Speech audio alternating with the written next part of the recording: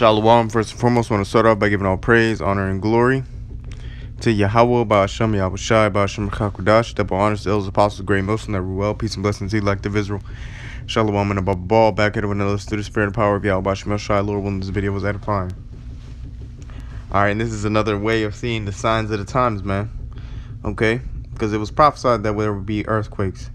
It says Yellowstone rocked by record number of earthquakes as USGS forecasts increase. Okay, it says a new report has indicated that Yellowstone volcano experienced more than 1,000 earthquakes last month, a 4-year record high that the U.S. Geological Survey (USGS) will likely increase in the coming days, according to Express News. After a period of intense seismic activity, the USGS has published its monthly report for the Yellowstone National Park and volcano, stretching across a 43 by 28 mile section of the western United States. This supervolcano is one of the nation's most seismically active regions. Okay, it says Yellowstone volcano has also been the site of 3 cataclysmic eruptions that are estimated to have gone off about 2.1 million to 1.3 million and 640,000 years ago, which is false. Okay, and I'm glad that, you know, through the Spirit, the Lord put the Spirit on me to read down further to that part, because, you know, the earth is not that old. Okay, it says the eruptions covered vast swathes of the U.S. in a layer of volcanic ash, and should that happen today, the fallout would likely disrupt climate patterns and affect global food production. Okay, it says the eruptions have also falsely led many to believe Yellowstone erupts like clockwork every 600,000, 700,000 years, and that we are overdue for another blast. You see, but that's not how Babylon's gonna go down. Okay, let's say hypothetically, even if it does, a volcano does erupt in Babylon, Babylon is not going to be destroyed that way. Babylon's going to be destroyed by way of a different type of set of fire. All right, and that's the fire of the ICBM nuclear missiles. Okay, thus saith the Lord. It says, and that we are overdue for another blast. And though geologists have assured us time and time again this is not the case, fears about the volcano violently awakening persist. Okay, so, you know, this is what you're seeing. Okay, it says the Idaho Statesman reported, this may seem like a lot, and it is. Mike Poland, scientist in charge of Yellowstone Volcano Observatory, said in a video the month was quite a doozy for earthquakes, but it's not actually the most we've seen in a given month. Swarms are typical in Yellowstone and account for about half of the total seismic activity in the region. USGS said larger swarms have happened before in Yellowstone. In 2017, more than 1,100 earthquakes shook the region in June, in part because of the swarm of more than 2,400 quakes that lasted 3 months. Poland said in 1985, more than 3,000 quakes shook the area. Some people, however, still worry earthquakes in Yellowstone are a sign that the supervolcano, quote unquote, that lies beneath the park will soon erupt, which could have regional and global consequences, man. Right, so now let's touch on the part where it talks about, all right, it being 2.1 million years ago. Okay, because first and foremost, let's get the scripture.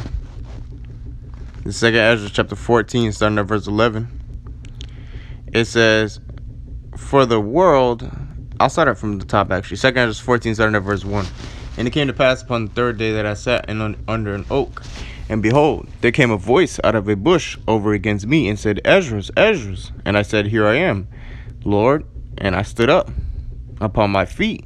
Then said he unto me in the bush, that I manifestly reveal myself unto Moses, and talked with him when my people served in Egypt. I sent him and led my people out of Egypt, and brought him up to the mount of where I held him by me a long season. Right, which was what, 40 days and 40 nights. And then Moses also went back up to the mountain. He had to go back up to the mountain a second time because Moses broke the 2 tablets of stone when he was pissed off at Israel because they were worshiping a golden calf. All right, it says these words, it says, and told him many wondrous things. Okay, it says, and shewed him the secrets of the times and the end, and commanded him, saying, these words shall thou declare, and these words shall thou hide. All right, so now the point that I wanted to get was what he said, what, and told him many wondrous things, and shewed him the secrets of the times, man, and the end. So what was a part of those secrets of the times? Okay, the creation story. Because Moses, when you go into it, all right, when you go into the book of Genesis, you know, the first 5 books, Deuteronomy, Genesis, you know, Exodus, Leviticus, Numbers, so on and so forth, all right, they have to do with Moses. Moses has to do with those books being put together. Okay, and then when you read Genesis, the first chapter, what does it say? All right, it talks about how the Elohim, which is the powers, you know, had the creation story. And when you go into it, it was what, altogether 7 days. Okay, it was the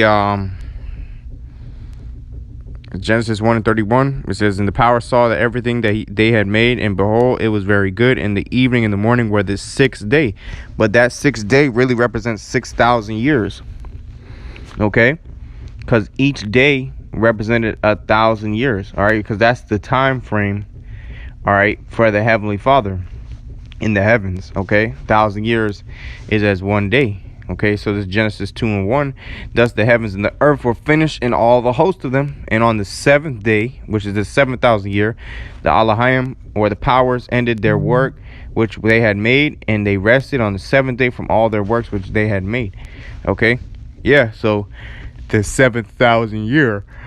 Okay, because when you go to the book of Genesis, I mean, it's like Psalms, which was also Moses, all right, because Moses was King David in the reincarnation, and King David had a lot to do with the Psalms. Ooh, man, this is the spirit. Look at this, Psalms 90:1, a prayer of Moses, the man of the Most High. Okay, so look, the Lord gave Moses understanding of the times. This is Psalms 90:4. It says, for 1,000 years in thy sight are but as yesterday when it is past, and as a watch in the night, man. Okay, right. And King David said the same thing pretty much, which goes to show you it's the same spirit coming back. All right, King David is Moses in the reincarnation. This is 2 Peter 3, starting at verse 8. But beloved, be not ignorant of this one thing, that one day is with the Lord as 1,000 years, and 1,000 years as 1 day. Okay, so that was going into what? It took the earth, and the Elohim took them what, 6,000 years to build the earth. On the 7,000 year they rested. And when you go into it, all right, they only have history of man going all the way back to the time of Adam to present day for about 5,000 years. So when you add that up, 7,000 plus 5,000 is what? 12,000 years, man. Okay, and that's what the Lord said in the book of 2nd Ezra. Okay, he said he gave Moses, you know, understanding of the times. But what does it also say? 2nd Ezra 12. That's like a 2nd Ezra 14, starting at verse 11. I start actually at 10. It says, for the world have lost his youth, and the times begin to wax old. For the world is divided into 12 parts, meaning 12,000 years. Okay, and the 10 parts of it are gone already, and a half of a 10th part. Okay, yeah, going into what? That was the time frame when Ezra's was going into it. That was the time frame Ezra was on the planet Earth. The Earth was divided into, the Earth was already of 10 parts gone of it already, and a half of a 10th part. So it was roughly about 9.5 thousand years old around Ezra's time. Okay, fast forward to present day, the Earth is about 12,000 years old, man. All right. So that's how you know that, you know, this Earth wasn't around for all those thousands of years. Okay, but nonetheless, another part I wanted to touch on was what?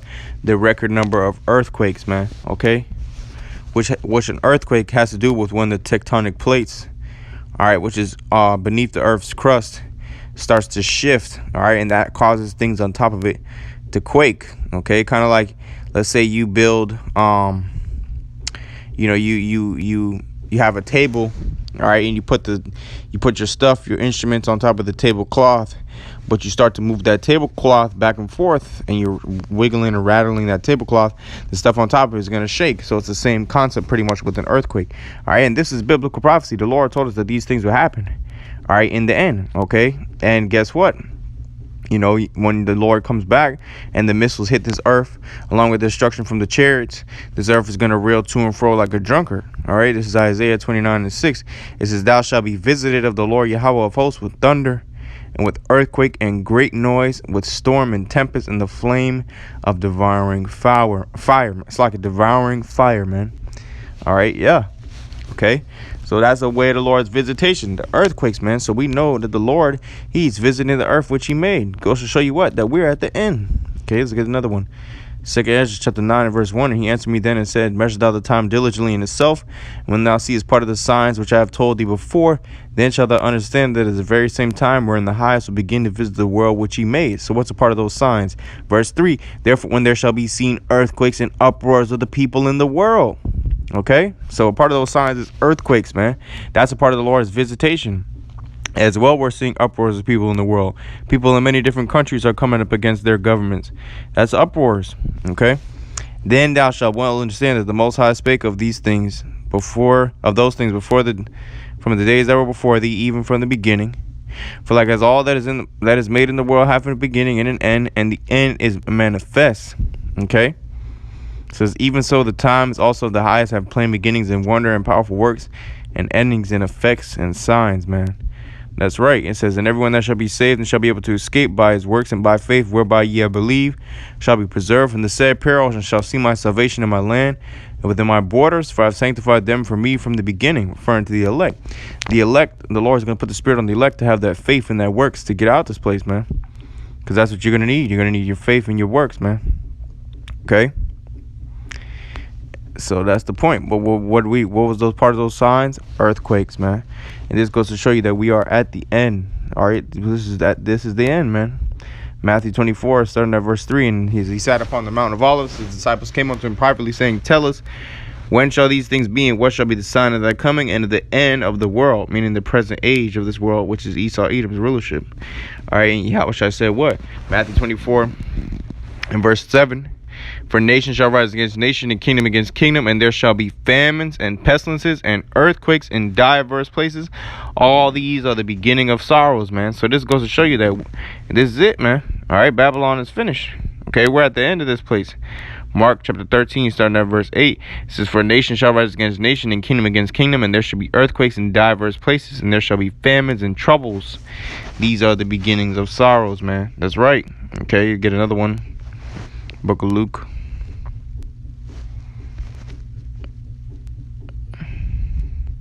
(21 and 11). "And great earthquakes shall be in diverse places, and famines and pestilences and fearful sights, and great signs shall there be from heaven." And that's a great sign from heaven, man. All right, so hey, that's the point. You know, Lord willing, this video was edifying. I want to give all praise, honor, and glory to Yahweh, Ba'ashem Yahushai, Ba'ashem Kodash.